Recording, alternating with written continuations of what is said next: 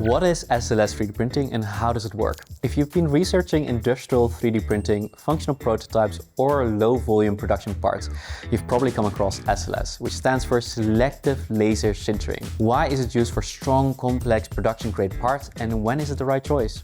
In this video, I'll break down what SLS 3D printing is, how selective laser sintering works, which materials are commonly used, the main advantages and disadvantages of SLS. Let's get into it. What is SLS 3D printing? Selective Laser Sintering, SLS, is an industrial 3D printing technology that uses a laser to fuse powdered material together, layer by layer to create a solid part. It belongs to a category called powder bed fusion and is best known for producing strong, functional polymer parts, usually in nylon, without needing the traditional support structures.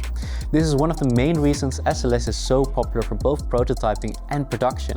It gives engineers much more design freedom than many other manufacturing processes. At a glance, SLS is known for using a laser to fuse powder, building parts layer by layer, working mainly with nylon-based materials, producing functional, durable components and allowing complex geometries without typical supports. The name itself is helpful here. Selective means the laser only targets the areas that need to become part of the final objects. Sintering refers to heating the powder particles so that they bond together into a solid structure. In other words, SLS is a way of turning plastic powder into strong and detailed parts with a lot of geometric freedom. How does SLS 3D printing work? Here's a high-level view of the process. A thin layer of polymer powder is spread across the build area. The powder bed is heated to just below the material's melting point. A laser scans the cross-section of the part and fuses the required areas. The build platform lowers slightly. A fresh layer of powder is spread.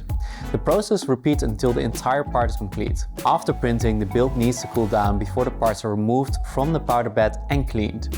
One of the most important things to understand about SLS is that the loose powder around the part acts as a natural support material during the build. This means SLS usually does not need separate support structures in a way other 3D printing technologies often do. And this opens up many possibilities. SLS is especially good for features such as internal channels, lattice structures, snap fits, living hinges, and nested or interlocking parts. This balance of complexity and efficiency is a key reason why SLS is so widely used. In professional manufacturing, what materials are commonly used in SLS 3D printing? The most common SLS material are nylon powders, especially PA12 and PA11. There are also filled and specialty materials that can offer higher stiffness, better impact resistance or flexibility, depending on the application. PA12, also called nylon 12, is often the most widely used SLS material because it offers a strong balance of strength, detail, dimensional stability and overall reliability. PA11 or nylon 11 is typically chosen when a part needs a bit more ductility and toughness, especially in applications where impact resistance matters.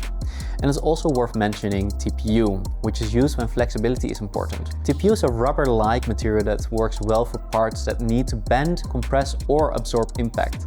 Some common SLS material options include PA12, good all-round performance, strong and accurate, great for general functional parts. PA11, more ductile than PA12, better for tougher, more flexible parts, useful for clips, hinges and impact-resistant components.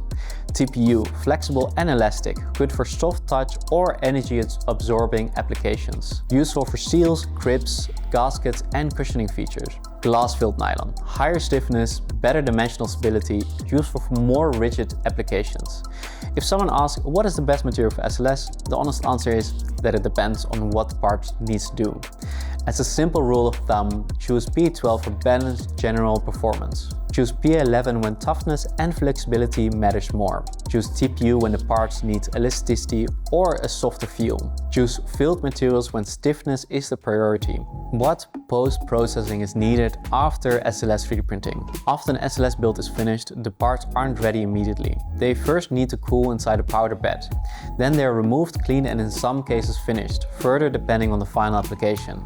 The post-processing stage is an important part of the overall SLS workflow because because it affects both appearance and final usability.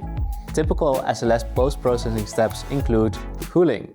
Parts need time to cool gradually inside a build chamber. This helps reduce the risk of warping or distortion.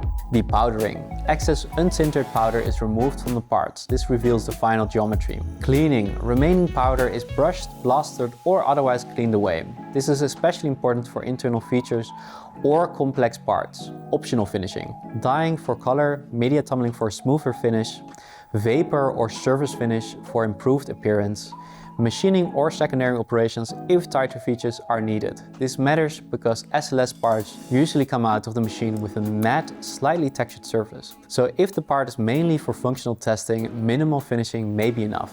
But if it is customer facing or intended for end use, extra post-processing such as vibro polishing or vapor smoothing can improve the look and feel significantly. What are the advantages of SLS 3D printing? SLS is one of the most capable polymer 3D printing technologies because it combines strong mechanical performance with excellent design freedom and excellent batch production. SLS parts are often used for real functional testing, assembly checks, and in many cases even end-use applications. Some of the main advantages are no support structures in most cases. This makes it easier to produce complex geometries and reduce design limitations.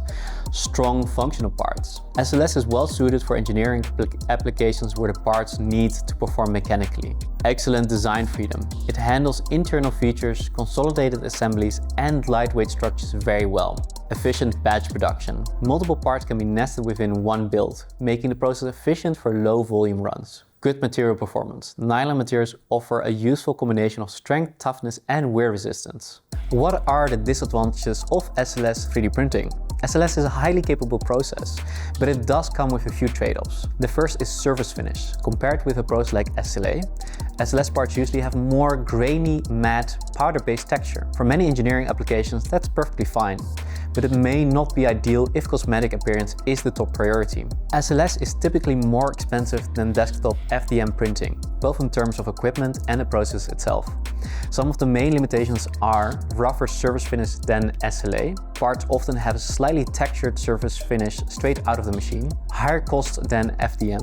SLS is more of an industrial process. Post-processing is still required. Parts need cooling, depowdering, cleaning, and sometimes additional finishing. In conclusion, what is SLS 3D printing and how does it work? Selective Laser Sintering, or SLS, is a powder-based 3D printing process that uses a laser to fuse polymer powder layer by layer into strong and functional parts. It usually doesn't need support structures. It enables highly complex geometries and it works well for both prototyping and low volume production. If you found this helpful, like the video, subscribe, and let me know in the comments what manufacturing topic you want me to cover next. See you in the next video.